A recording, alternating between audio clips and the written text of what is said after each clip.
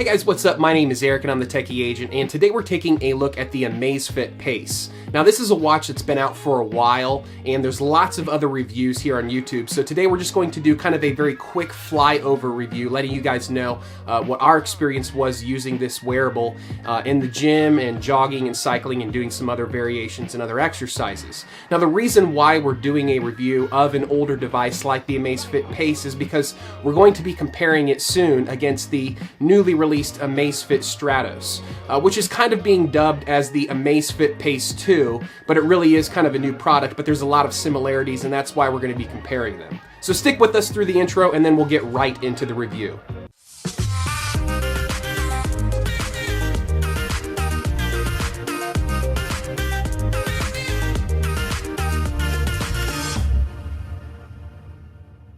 So the unboxing on this is fairly straightforward. You'll have obviously the watch at the front. Behind it, you'll have two different boxes. One of those boxes holds a charging cradle, and then the other box holds a USB charging cable that plugs into the cradle to allow you obviously to charge the device using your standard charging brick or plugging it into your computer. Now, the charging on this is fairly long. It takes about 60 to 90 minutes to fully charge the device, but you do get pretty good battery life from this. I've noticed that I've gotten at least 5 days worth of battery life, even longer if I'm not consistently using the GPS. The Amazfit Pace does have an always-on color display. It is not a bright display like you would get from some of the latest Fitbit devices. This is more in line with what you're getting from the Garmin devices like the Garmin Forerunner and Garmin Fenix 5 series. So it's certainly not the highest quality display, especially for indoors. In low light situations, it's a little bit hard to see the screen,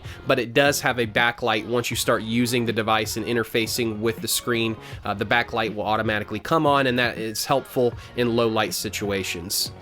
The touchscreen was very responsive and the interface was pretty intuitive and easy to use. So you can swipe through different menus, which include your continuous heart rate tracking, music controls. You'll also have the ability to set alarms, tap into local weather information. You have a built-in compass, you'll have a stopwatch, you'll even have sleep tracking on this. You'll have a timer, you'll have a training center which allows you to download workouts that it will guide you through. So obviously a lot here for the price point. Now there are some limitations. You are limited to pretty much just the number of watch faces that are already included on the band. Now fortunately there are a pretty significant number of watch faces to choose from, so you can get a little bit of a customized experience.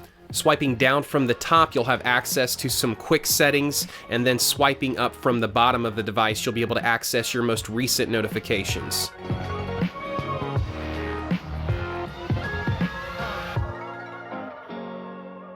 Now, even though the watch does not have a built-in sports profile to track things like swimming or other water sports, you can take this with you into the shower or while swimming.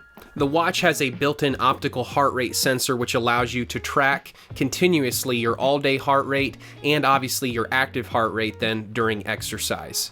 The watch has a rounded bezel on the face that appears to be metal, but it's actually ceramic. The rounded edge is going to seem a little bit of a polarizing design to some. I personally like the look of the device. I feel like it has a great build quality here, and just cosmetically it looks great. The watch straps were actually some of the highest quality and most comfortable watch straps that I've ever seen on a device, and I really like that it comes included with quick pin disconnectors in case you want to swap it out with a third-party standard watch strap. Now keep in mind, this is a budget GPS watch. Now I'll put a purchase link in the description below so you can check out the most current pricing, but right now it's going for about $120 to $130 US. Setup on the watch is a breeze. It uses your camera to go ahead and establish a connection with the watch, and then you pair it via Bluetooth. So let's go ahead and get into the actual review. Now the watch does come with limited numbers of sports profiles. Not included is a workout or a gym-based profile. It's mostly GPS GPS Sports. So we used the Run Indoor profile in order to track our heart rate information while we were doing actual gym-based exercise. So we put this through a variety of different gym exercises and lifts, including CrossFit style and boot camp style exercises, and we really just wanted to see if the heart rate tracker on this, the built-in optical heart rate sensor, would be able to accurately track our heart rate during these kinds of exercise, because typically optical heart rate sensors don't do well when it comes to gym-based exercise. And honestly, we were pretty disappointed. We were consistently getting back heart rate information that was barely above what our typical resting heart rate is. So the device really had a hard time locking into an active heart rate during gym-based exercise. And since this does not have the ability to pair with an external heart rate chest strap, this is definitely a device that I would not encourage you to buy if you do primarily gym-based exercise. Now, we also put this through several steady-state cardio exercises like jogging and cycling and walking, and I was very impressed with the information that came back. The GPS performed fantastically well. The built-in optical heart rate sensor did not experience any dropouts, and instead we got back some very accurate heart rate information that agreed 100% with my Apple Watch, which was running the Strava application.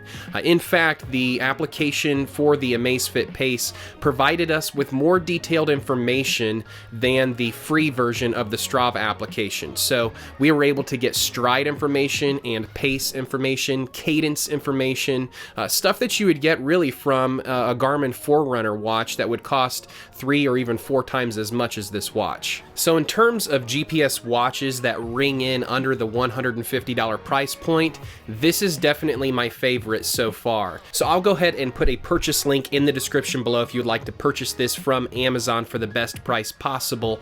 And also, we will be comparing this against the Amazfit Stratos here in the next month or so, hopefully. So stay tuned for that review as well. Hey guys, thanks for watching. My name is Eric and I'm the Techy Agent. We'll catch you next time.